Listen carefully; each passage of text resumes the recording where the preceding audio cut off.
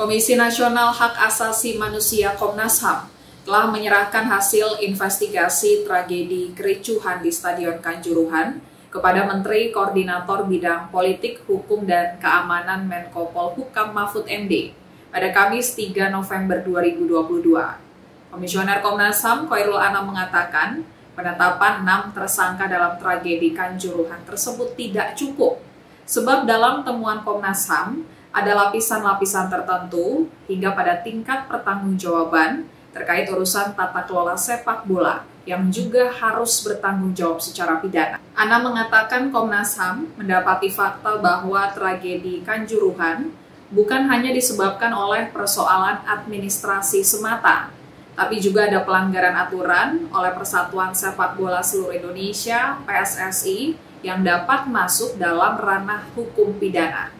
Komnas HAM merekomendasikan Presiden Joko Widodo untuk menggandeng FIFA membekukan seluruh aktivitas PSSI. Pembekuan PSSI dimaksudkan agar terciptanya gelaran pertandingan yang punya standarisasi dan profesional, sebab lisensi dan sertifikasi menjadi salah satu tulang punggung terciptanya profesionalitas. Sebelumnya berdasarkan hasil penyelidikan, Komnas HAM menyatakan bahwa PSSI melanggar aturannya sendiri. Salah satu regulasi PSSI yang dilanggar adalah terkait perjanjian kerjasama pertandingan. Misalnya, pelibatan pasukan huru-hara BRIMOB dan atribut kelengkapannya. Kemudian pelanggaran lainnya, PSSI tidak menetapkan laga Arema FC melawan Persebaya pada 1 Oktober 2022 lalu sebagai pertandingan beresiko tinggi. Selain itu, PSSI juga tidak memperhatikan mekanisme pertandingan beresiko tinggi.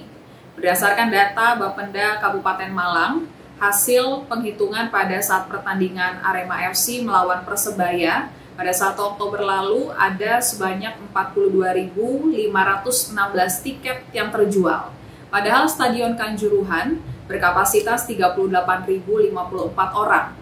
Akibat tragedi kericuhan Stadion Kanjuruhan Malang 1 Oktober 2022 lalu 135 orang meninggal dunia. Tadi juga kami diskusikan gimana logikanya gitu ya. 6 tersangka itu tidak cukup karena dalam temuan kami memang 6 tersangka yang sudah ditetapkan oleh kepolisian itu tidak cukup. Kami mengapresiasi langkah-langkah kepolisian yang sudah menetapkan 6 tersangka, tapi 6 tersangka itu tidak cukup. Ada layer-layer tertentu yang sampai level bertanggung jawab dalam urusan tata kelola sepak bola ini juga harus ada tanggung jawab pidananya.